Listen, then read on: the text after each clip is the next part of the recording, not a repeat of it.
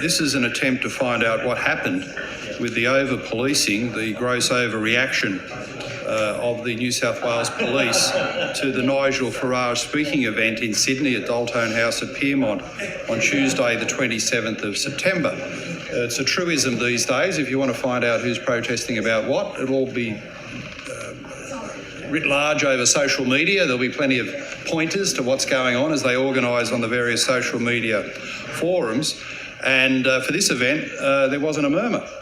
The Farage team assures me that they look through all the social media. They're very experienced in this around the world, where protesters might turn up, and there wasn't a single word on Sydney or Australian social media about organising any sort of protest against the distinguished former member of the European Parliament, the hero of Brexit, Nigel Farage, who is a moderate, sensible, mainstream speaker on a range of issues, who has a lot of support in his country, a lot of support in Australia. So why was there the need for the New South Wales Police to totally overreact by bringing dozens of officers down to surround Daltone House and have the riot squad, no less than the riot squad, parked in the side street in case there was some action? And on top of that, to charge the organisers $3,000 for police protection against an invisible protest. This was a bizarre use of policing resources, and whether or not you're a fan of Nigel Farage or an opponent, we should all be concerned about the waste of police resources in this instance. Because if there was no sign of any protest, there's no word on social media about it, wouldn't it be better for the scores of police officers to be mobilised for real policing out in the suburbs? Drive-by shootings, the drug trade, protecting neighbourhoods and households. That's what they should have been doing that evening, instead of over-policing a non-existent protest. So the question needs to be asked, why were the Farage organisers charged the $3,000? Why were the taxpayers of New South Wales made to fork out far greater amounts of money for the extra police, particularly the riot police who were mobilised on standby that evening? And what was the security advice that caused this overreaction? This is what the SO52 seeks to elicit, to find out what security advice and decision-making there was in the lead-up to the event, and all the documents relating to the deployment of the various police officers at the event. The officers themselves were doing what they're told, but somewhere in the police hierarchy, there are questions that need to be answered. What was the security advice? What was it based on? If there was no protest that was ever organised and none foreshadowed on social media, what shadows were the police hierarchy jumping at in undertaking this extraordinary police protection that was completely unnecessary, squandering scarce resources in New South Wales at the expense of the taxpayer? So the SO52 in that regard is straightforward. It'll be fascinating to see what it shows, and the government again needs to be made accountable. The Minister. The government doesn't oppose this question, and the Honourable Mark Latham will get relevant documents, but we're very happy to provide him with a sneak peek Here today because there is nothing to see here, Mr Deputy President. It's well established that there are times when police are required to provide public policing services that go beyond their general responsibilities to the community. These include, but are not limited to, special events such as vehicle and pedestrian traffic management services, including film shoots, wide load and other vehicle escorts, crane operations, traffic signal maintenance, road closures and building sites.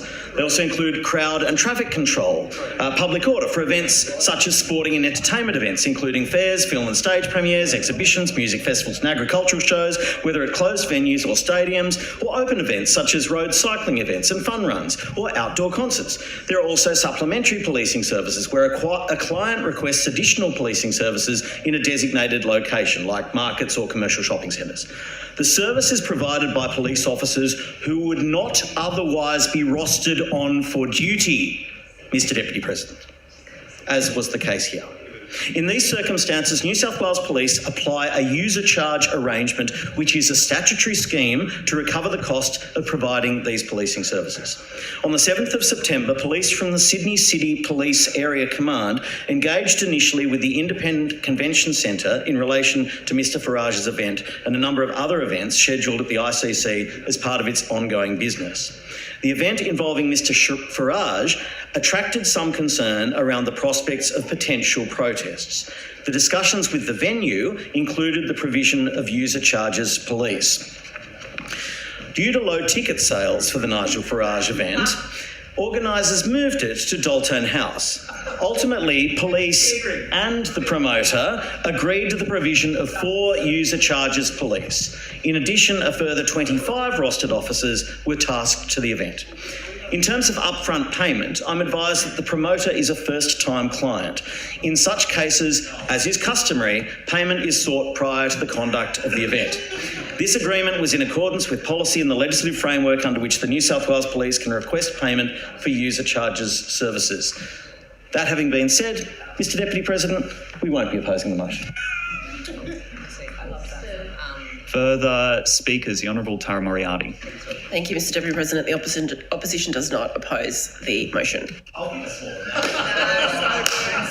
Further speakers, the Honourable Mark Latham in reply. Thank you, Deputy President. Well, thank goodness we had our own Inspector Gadget on the job to explain what happened that night. Efficient, diligent, finely cut and trimmed, up to the task. The Honourable Ben Franklin, as ever, reading out the notes written for him. Now, we've got to correct him on a couple of fronts.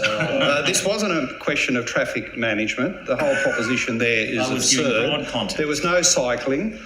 This was a speaking event where the organisers were coerced into paying the $3,000 because they were told if they didn't pay the money, the police would call off the event. Hey, Mark. So why would? Was a man who golfed there. Well, I'll acknowledge the interjection. Assure the honourable member that One Nation is a very broad church.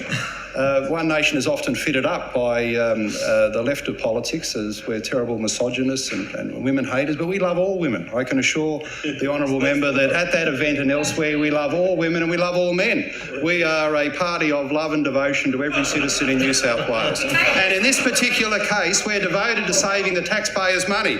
We're devoted to saving the taxpayers' money because no one should be coerced into paying $3,000 when there are no protesters, when the government's best line is that somehow it was a cycling event or they needed some traffic management down there in Pyrmont. The whole proposition is absurd, and there was a waste of policing resources. We do need to see the document, and as much as we love and respect our own little Inspector Gadget here and the report he's given the House, it was insufficient, and we will need to persevere with the SO52 to get the full documentation, and we'll see what we've got to say about it subsequently. The Honourable Mark Latham has moved private member's business item 2015 relating to SO52 Nigel Farage speaking event. I will put the question. All those of that opinion say aye. Aye. To the contrary, no. I think the ayes have it. 1-0. The ayes have it. Clark will read the order of the day.